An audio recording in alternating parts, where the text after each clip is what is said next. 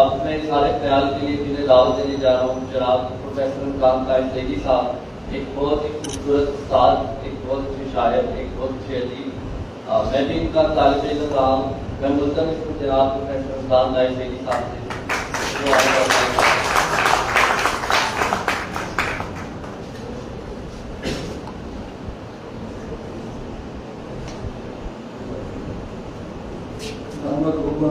وسلم علی رسول الکریم۔ بسم اللہ الرحمن الرحیم۔ معزز محترم رئیس رشید صاحب صدر محفل، جناب برادر اکبر عبدالرؤف چودھری صاحب، اسٹیج کی رونق، معزز مہمان گرامی، اساتذہ کرام اور عزیز شعراء کرام، ابھی پچھلے دنوں میں اپنے دفتر میں بیٹھا ہوا تھا تو علی عدنان بخاری صاحب تشریف لائے۔ ان کے ہاتھ میں 2 کتابیں تھیں اور مجھے کہا گیا کہ یہ 2 تحفے آپ کو دینے ہیں، اور انہوں نے پیک کر رکھے تھے۔ تو میں سمجھ تو گیا کہ شاید یہ کتابیں ہیں، تو جب میں نے کہا ذرا کھولیے ان کو، تو کھول کے دیکھا تو جب میں نے پہلی کتاب کا ٹائٹل دیکھا تو میرے لیے وہ پسندیدہ ٹاپک تھا، کیونکہ میں خود عشق کا طالب علم ہوں، اور اس کتاب کا نام عشق ہے۔ تو میں بڑی خوشی محسوس کی، پھر یہ کہنے لگے کہ سر اس کی تصویر بھی ہو جائے۔ تو دوسری کتاب دیکھی جو قسمت پوری، اور اس کے اوپر نام جو دیکھا میں نے طور، اور پھر جانے کے بعد تھوڑا سا میں نے اس کا ایک سرسری کا جائزہ لیا تو طور بنت محمد، یہ میرے لیے بڑی ایک انفرادیت اس کے اندر نظر آئی۔ اور پھر انہوں نے مجھے دعوت دی کہ سر درود پڑے گی، شاید کوئی گوجرانوالہ میں تقریب ہو تو آپ کو وہاں دعوت دی جائے۔ عام طور پر میں رقو زندگی گزارتی زیادہ، بھائی صاحب مجھے وہاں لوگوں پڑھاتے ہوئے ہو گئے، اور ادھر کی تقریبات میں میں زیادہ چاہتا ہوں۔ یہاں کبھی کبھی دہلی یونیورسٹی یا ایرڈ یونیورسٹی یا کوئی اس طرح کے تعلیمی پروگرام ہوں تو آپ کی شرف حاصل ہوتا ہے۔ تو بہرحال میں نے ان سے وعدہ کیا کہ میں انشاءاللہ اس تقریب میں حاضر ہوں گا۔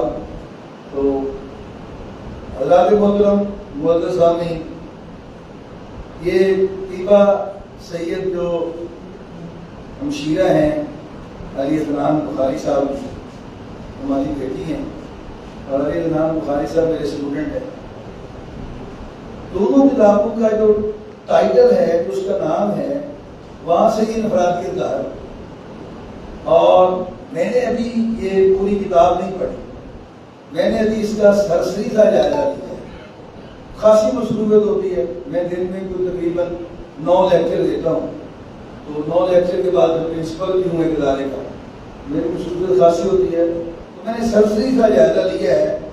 تو میں نے کچھ چیزیں وہاں سے نوٹ کی ہیں تاکہ اس پہ تھوڑا بہت تبصرہ کر سکوں۔ تو ناول، پہلے تو ناول کا ہمیں پتہ ہونا چاہیے کہ یہ ناول میں کیا ہوتا ہے۔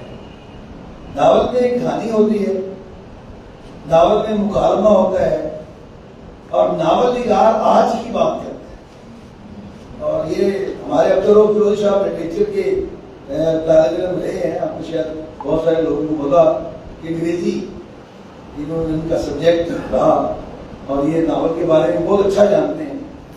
تاریخ نگار ہمیشہ ماضی کی بات کرتا ہے، پر ناول نگار آج کی بات کرتا ہے۔ تاریخ والے کے کرداروں کے نام اصلی ہوتے ہیں، مگر واقعات کا اس میں کوئی تھوڑا بہت جھور ہو سکتا ہے، کیونکہ وہ ماضی کو وہ دوربین کے ذریعے دیکھ رہا ہو۔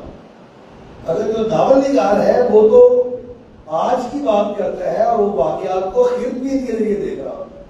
اور ناول نگار ہمیشہ کرداروں کے نام فرضی رکھتا ہے، وہ اپنے محلے کی کسی بیٹی کا نام اس نام سے بیان نہیں کر سکتا، لہذا اس کا نام بدل دیتا ہے، مگر واقعات کو آج کے ہوتے ہیں، بات کو آج بھی کر رہا ہوتا ہے، اور واقعہ بڑا سچا ہوتا ہے۔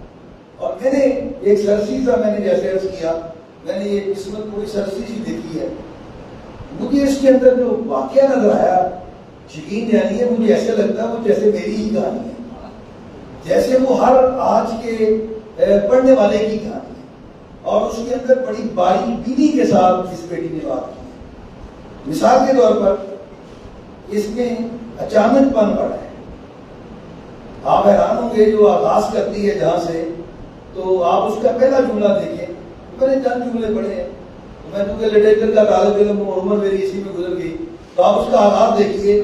آج یونیورسٹی کا پہلا دن تھا اور وہ یونیورسٹی میں کھڑی اس کی خوبصورتی کو دل میں اترتا ہوا محسوس کر رہی تھی۔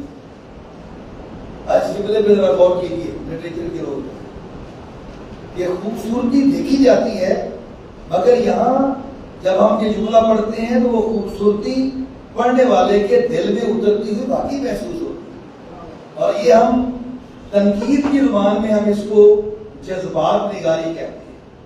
یہ ہماری بیٹی طیبہ سید جذبات نگاری کی بڑی ماہر ہے، اب تو لوگ جوئی صاحب نے بھی اس کی طرف اشارہ کیا۔ پھر دیکھیے کہ وہ منظر کیسی کرتی ہے، اس کی منظر کیسی دیکھیے گا، کہتی ہیں مٹیالہ کارپیٹ،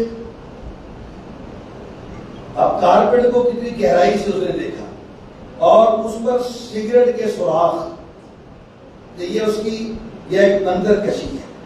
اور پھر اس میں آگے چل کر وہ واقعات کا تانا بانا جب بنتی ہیں تو اس میں ہمت کا درس دیتی ہیں، خاص طور پر جو بچیاں یونیورسٹی میں کالجوں میں پڑھتی ہیں ان کے لیے وہاں کچھ آپ کو پتا ماحول مردانہ ہے، اور مردانہ ماحول میں نسوانیت کا زندہ رہنا بڑا مشکل ہے، اس کے لیے ہمت کا ایک پہلو اس بیٹی نے تخلیق کیا، اور وہ جو طور ہے وہ ہمت کی علامت ہے۔ اس طرح انہوں نے اس ناول کے اندر علاقائی لفظ بھی استعمال کیا۔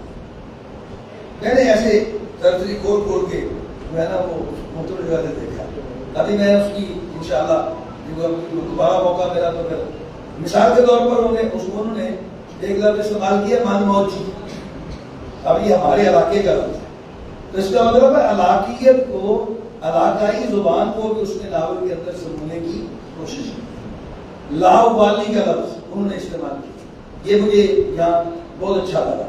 اس طرح نیا پن بھی بہت ہے، انوکھا پن بھی بہت ہے۔ ہم جب اردو پڑھانے والے چیزیں بیان کرتے ہیں، شاعری پڑھاتے ہیں، ناول پڑھاتے ہیں، کچھ اور چیز پڑھاتے ہیں، تو ہم اس یہ بیان کرتے ہیں کہ اس میں نیا پن کیا ہے، نئی بات کیا ہے، نئی جہت کیا ہے، انوکھا پن کیا ہے، انفرادیت کیا ہے۔ مجھے اس کے اندر انفرادیت بھی نظر آتی ہے۔ سنیے ذرا جملہ، دیواروں پر موجود کھونٹیوں پر کپڑوں کی لاشیں موجود تھی۔ اب مجھے بتاؤ، کپڑے تو ہم سارے روز کھونٹیوں پہ لٹکاتے ہیں ہینگر پر، تو کبھی کبھی کسی نے کپڑوں کی لاشیں کہا ہے کسی نے؟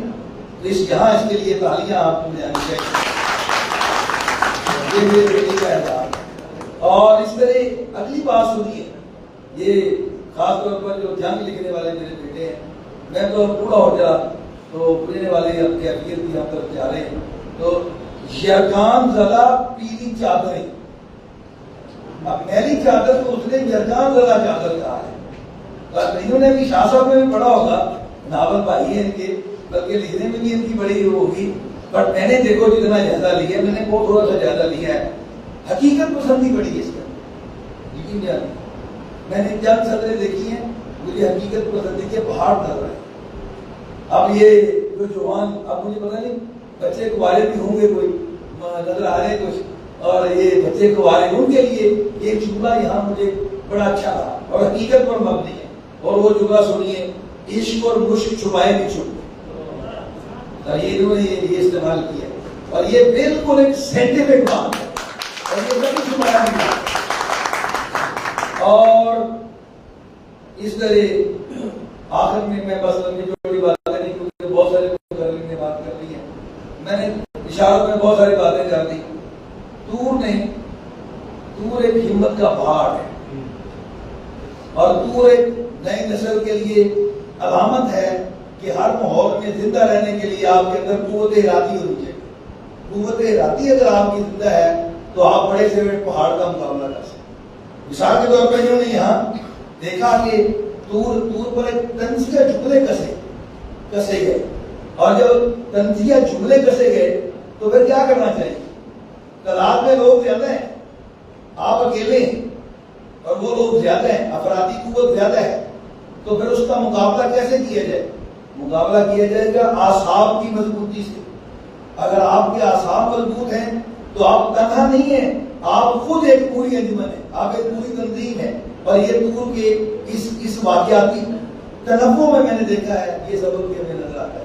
ایک جگہ پر ایسے ہی ہوا اور انہوں نے وہ جملہ سن کر نظر انداز کر دیا، جملہ انسنا کر کے اس کو گزر گئے، اور یہ زندگی میں کامیابی کی بہت بڑی علامت ہے۔ تو میں آخر میں بیٹی کو مبارکباد پیش کرتا ہوں، دیتا ہوں، اور راحت قضا کے جو احباب ہیں ان کو مبارکباد دیتا ہوں کہ آپ نے بڑا اچھا قدم کیا ہے۔ یہ نیکی کا کام ہے، ادب پروری کوئی عام سا کام نہیں ہے، یہ علم کی شمع جلانا، اس کو بڑھانا، کام کرنے والوں کی سرپرستی کرنا، یہ ہمارے برادر اکبر عبدالروف صاحب کی یہی ہوتی ہے کہ ادب پروری کے حوالے سے ہر جگہ پر سرپرستی کرتے ہیں، اور راحت قضا بھی اس حوالے سے مبارکباد کا مستحق ہے، اور اللہ کا شکر ہے الحمدللہ۔